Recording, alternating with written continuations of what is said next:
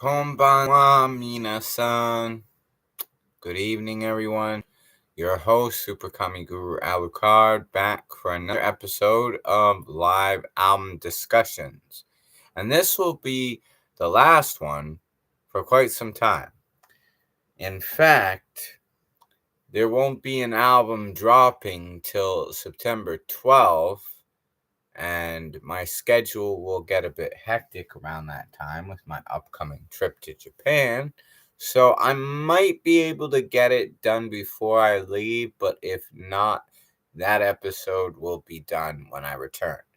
And that will also be around the time I will start mastering some of the albums that I have sitting here. Quite a bit of it is mixed. I still got roughly about 2 albums more to mix, but I will get to that. And by the time it actually gets to mastering, it should all be mixed. So we'll go from there. But tonight's presentation is about a special album because this is the one that was never officially released. And that was due to issues with a guy named Colton from TuneCore abusing his power. But anyways, what's cool about this album is that consequently ended up changing the structure of the entire album. Because originally there would have only been 10 tracks. But they had an issue with the track I'm the Best Around. By the way, if anybody is interested in listening to this album, it is available exclusively here on YouTube under my videos. But that is the only place because they wouldn't allow me to release it officially. And even being here on YouTube, I don't generate any royalties from it.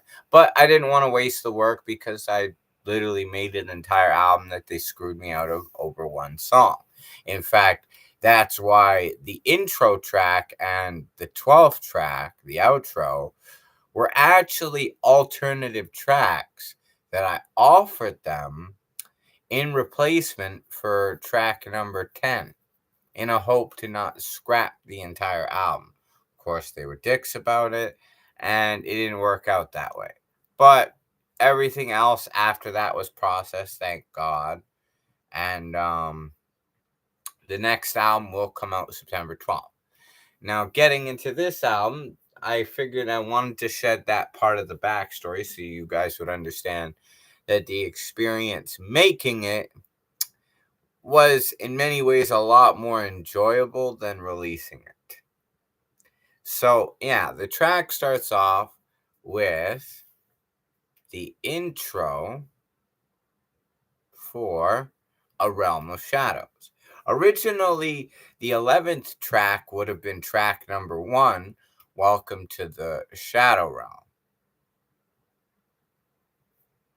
But because of this, it got changed. And that originally is, if I'm not mistaken, I believe it's the outro that was a lot more harsh and intense. That was the first one I submitted. Well, this is the end of the album, everybody. There actually was... Okay, yeah. So, the outro was the first one I submitted. They didn't like that one, so I tried an intro. They didn't like that one.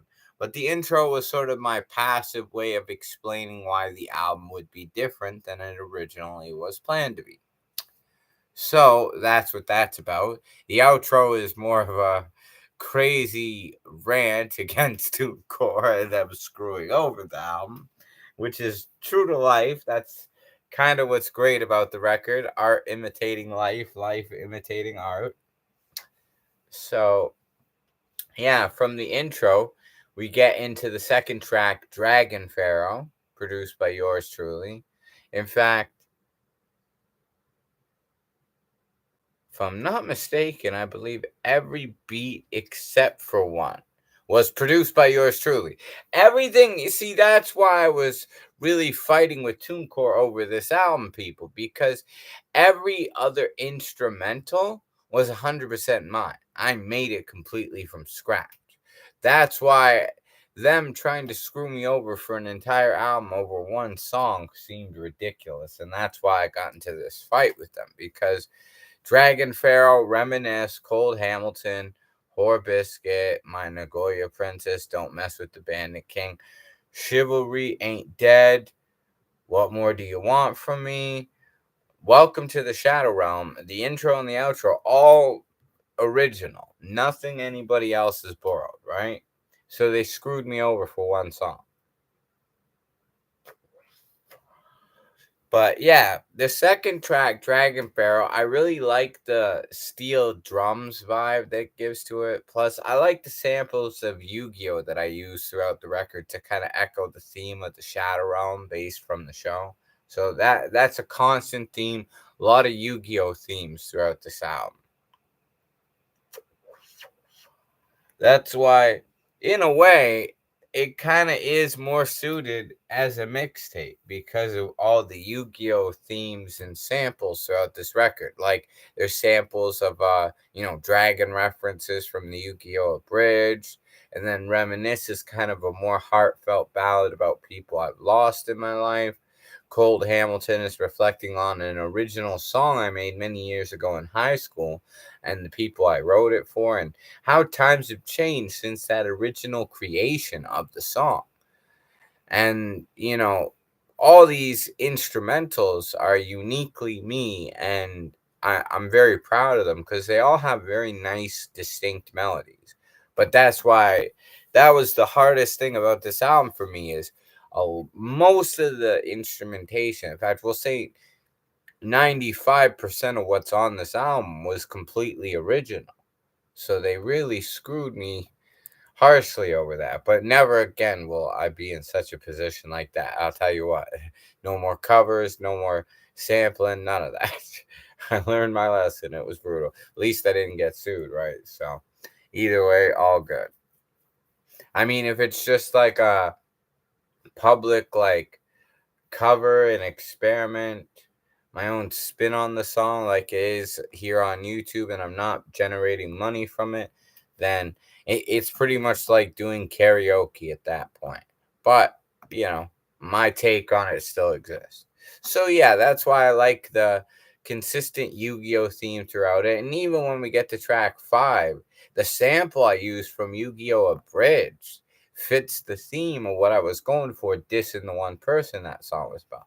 This really snobby bitch who was trying to scam me as part of this phony Daryl guy's business, and then when I didn't want to go for it, she just totally started being like, it's funny because she called herself Sabrina the Savage, so I was like, yeah, you're Sabrina the Savage cunt. Maybe that's another reason too Core didn't like the title, but oh well. And then of course Whore Biscuit because of the sample, right? But then we get into the more light-hearted theme of the record, My Nagoya Princess, where I started talking to this girl named Natsuki from Japan Cupid, although she probably wasn't real. As it turns out, probably was a scammer. Based on what Haruna said and my Buddhist mentor James, it didn't seem like it was anything real, but they led me on, and I ended up making a nice song about it. I was actually looking forward to going and seeing Nagoya, although I passed through it when I was going to Kyoto and Osaka. It's really wonderful. In fact, I was actually talking to Haruna today. I really look forward to returning to Japan in September. And even my friend Tomomi was excited about that. And of course, after that, My Nagoya Princess, which is a very nice song, we get into Don't Mess with the Bandit King, which I really like the samples there. I like the theme. In fact, one person actually commented on that video on YouTube and said that Don't Mess with the Bandit King was smooth as fuck. Like they really liked that one. So I'm glad because actually I really like that one too. As soon as I sat there making that beat, I kind of just started coming up with the chorus on the spot as I was making the beat because I just felt the groove, right? So yeah, that's why I love that they said that because that was actually probably my favorite song to make on this record. At least one of them, definitely. So then we get into Chivalry Ain't Dead. and then What More Do You Want, which were kind of response songs to other, phony people in Japan Cupid, sort of the dealing with scammers on Japan Cupid era record, I guess, right? But then, and people it didn't work out with, or who just weren't genuine, or who turned out to be mean, that kind of thing.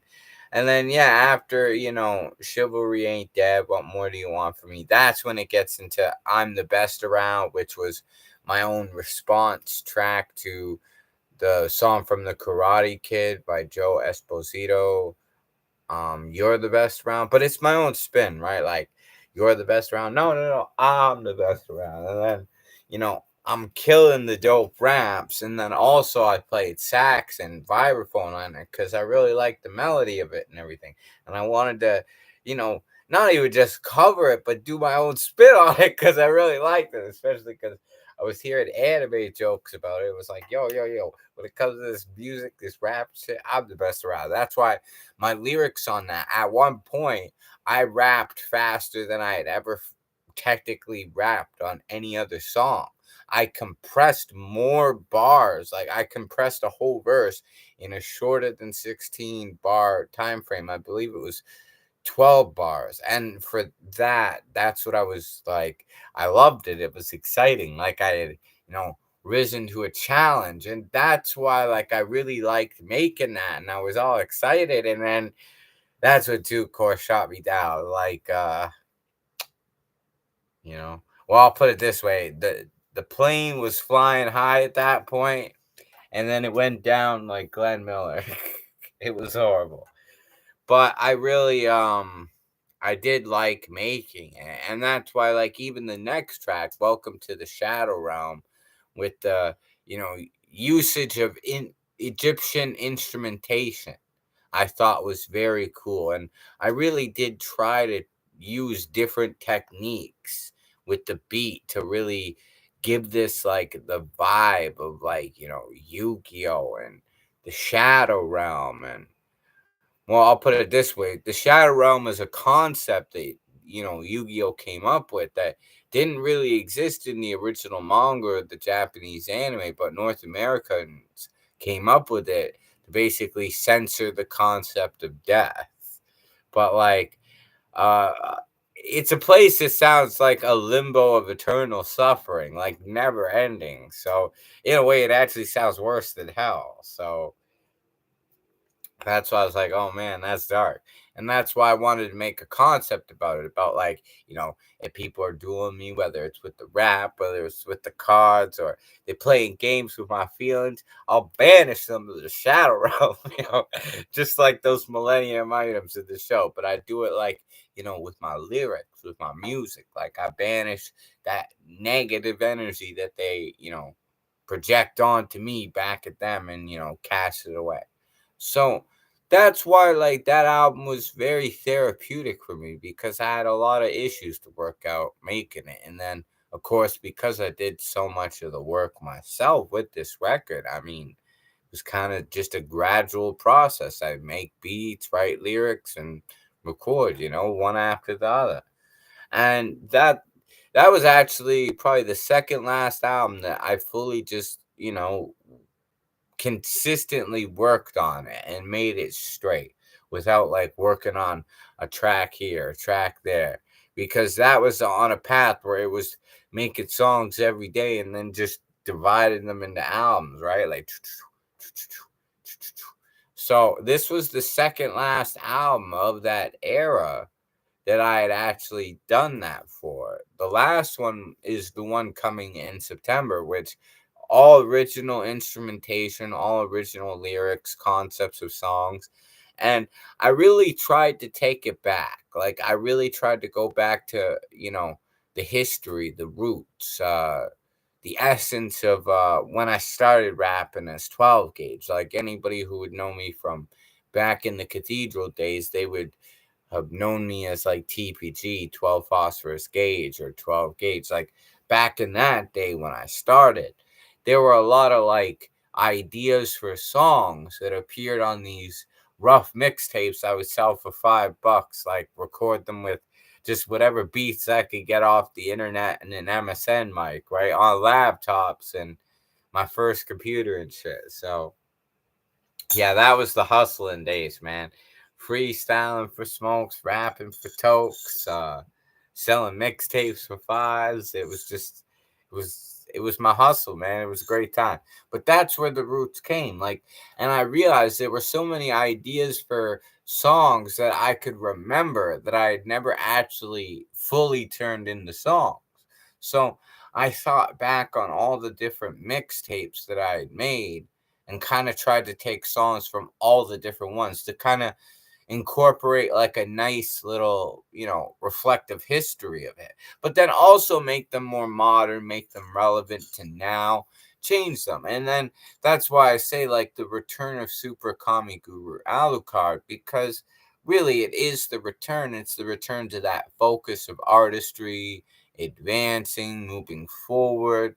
And then also I feel like, that history of 12 gauge was present right from the beginning when that first album came. So I feel like it's kind of like it's touching base with all the different bases, where really that record should be, in my opinion, a home run, not only as far as like the production, the beats, but the lyrics, the ideas.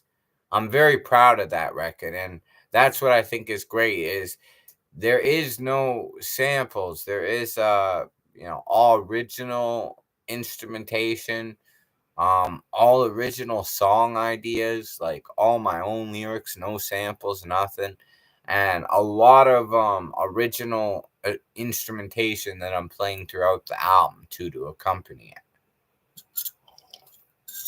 And different song structures. That's what I really love about it too.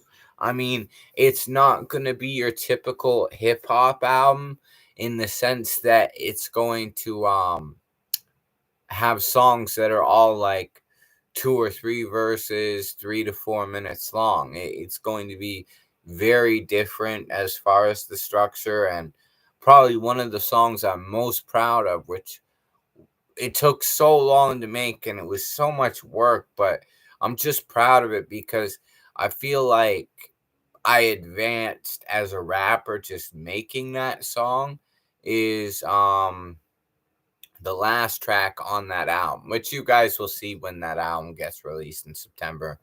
But yeah, as far as I could say, like that's why if you haven't listened to this album yet though, Hood Tales from the Shadow Realm, it is available on my YouTube channel under my videos. Definitely check it out because I feel like it's almost a very good prequel to what is coming with the new album in September. And I know everybody who has been longtime fans will really appreciate the direction of this new one because this really is the album that I'm making going back to the roots. Like the people who knew me back when I first started making music, when I first started rapping and getting into instruments and all that, and I just loved music. That's what this is all about. I mean, once we get into that and we talk about like, all the different tracks on that record. By the way, I just wanted to look it up so I could clarify what song we was talking about. It's called A Love Story Trilogy. And what I love about this song that makes it so amazing is it's actually 7 minutes and 22 seconds long, unless, of course, that is a mistake and some of it got cut off because I actually thought it was longer than that. Let me just check. Stormy weather fade.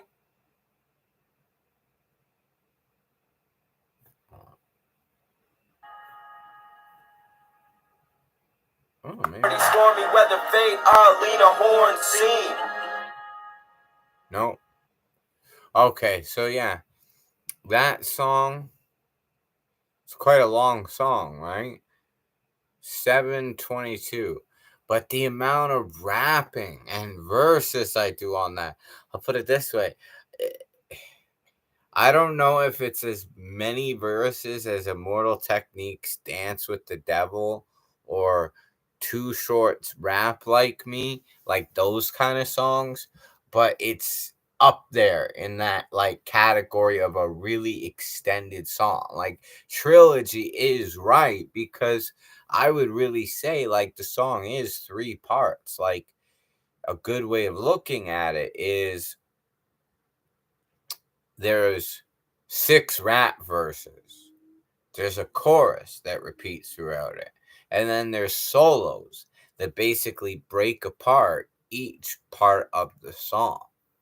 Like when the first solo starts, that's your first part.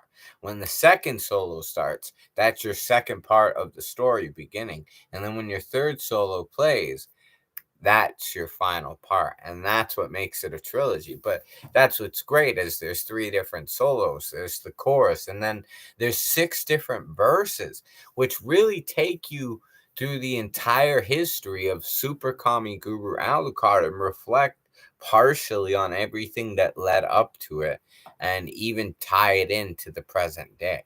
So that's why I'm so excited to release that album in September because that alone is probably one of my favorite songs I've ever made.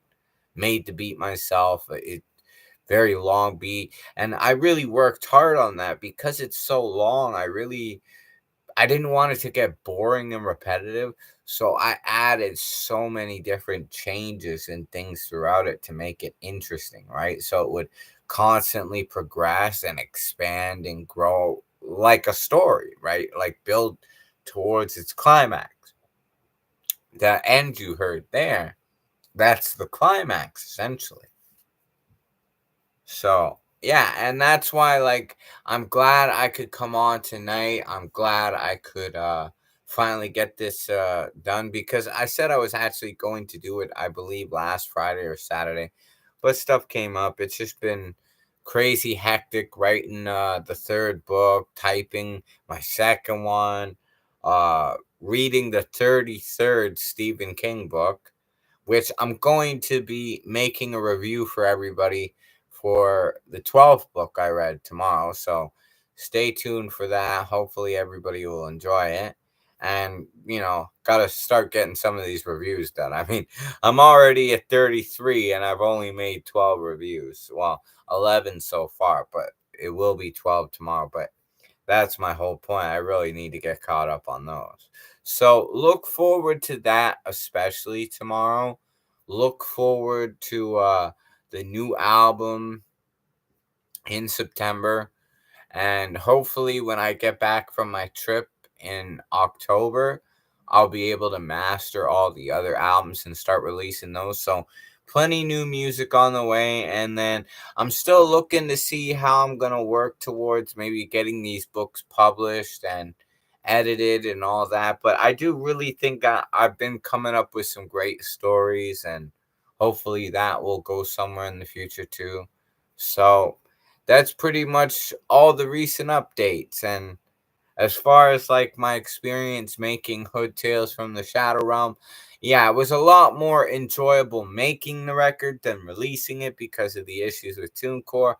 But, all in all, I'm still proud of it, and I'm glad at least it can exist on here for everybody to listen to so that it didn't have to be a complete waste. Even if I'm not making money from it, it's still, in my opinion, a good example of my art, and I'm very proud of it. So, there you have it. Till next time, though, and I know this actually probably been one of the shortest live album discussions ever, but hey, that's not too bad. Short and sweet, right? So, till next time, everybody take care. Enjoy all the other videos on the channel. If you're new here, please like, subscribe, and share with all your friends. Of course, that helps the channel. And of course, for anybody else who's been looking forward to the industry conspiracy and the jazz instrumental album, those are in the process of being mixed. The jazz instrumental album has already been mixed, and the industry conspiracy is being mixed. So hopefully, sometime after I return from Japan in October, I will master those, and those will be among some of the first albums to release. But there's a ton I've got sitting here. I might have to start getting a vault for all these albums the way I make them. I record as prolific as Lewis Jordan, you could say, right? I do. Anyways, take care and have a great night, everybody. Thanks for watching. Super Kami Guru Alucard. Peace out. Oyasumi nasai. Domo arigatou gozaimasu minasan. Matane.